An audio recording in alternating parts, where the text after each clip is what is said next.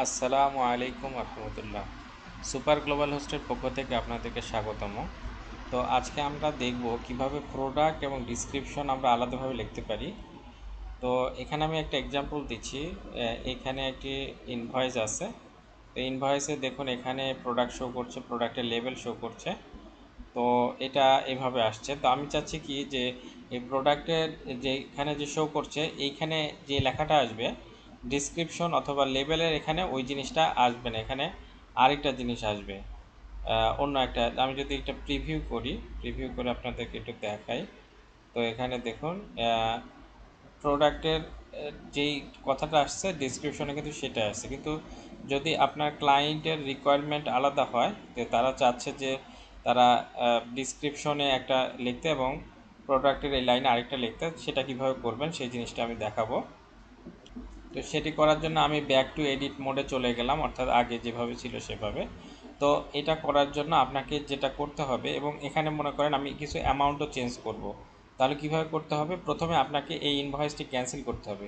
যেহেতু এটি জাটকার সাথে লিঙ্ক হয়ে গেছে, যেমন দেখুন জাটকার এখানে রেসপন্স দেখাচ্ছে, অর্থাৎ জাটকাতে এটি অলরেডি চলে গেছে জাটকা সিস্টেমে। তো এইটা জাটকা থেকে ক্যান্সেল করার কিংবা রিফান্ড করার উপায়টা কি? আমাকে এখান থেকে ক্রেডিট নোট ক্রিয়েট করতে হবে। দেখুন এখান থেকে এসে আমি ক্রেডিট নোট একটি অপশন পাবো, অথবা আপনারা ওইখান থেকে না সরাসরি এই যে ইনভয়েসটি আপনার রিফান্ড করতে চাচ্ছেন কিংবা যে ইনভয়েসটি আপনি ইয়ে করতে চাচ্ছেন, অর্থাৎ আপনি এটি রাখতে চাচ্ছেন না, ক্যান্সেল করতে চাচ্ছেন, সেটা ওপেন করে এখানে অ্যাড টু ক্রেডিট নোট এইখানে আপনি ক্লিক করবেন।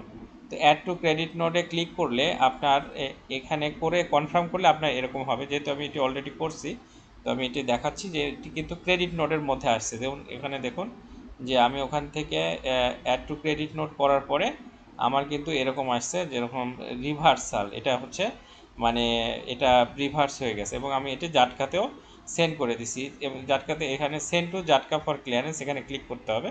এখানে ক্লিক করলে এটি হচ্ছে রিফান্ড হয়ে যাবে। তো এই হচ্ছে প্রসেস করার পরে এখন আমি নতুন করে করতে চাচ্ছি। তো আমি সিস্টেমে কিছু পরিবর্তন নিয়ে আসছি, নিয়ে এসে আমি এখানে প্রোডাক্টের লাইনে শুধু প্রোডাক্ট শো করাবো, এবং এখানে লেবেল যেটা অর্থাৎ ডিসক্রিপশনে এখানে শুধু ডিসক্রিপশন শো করাবো।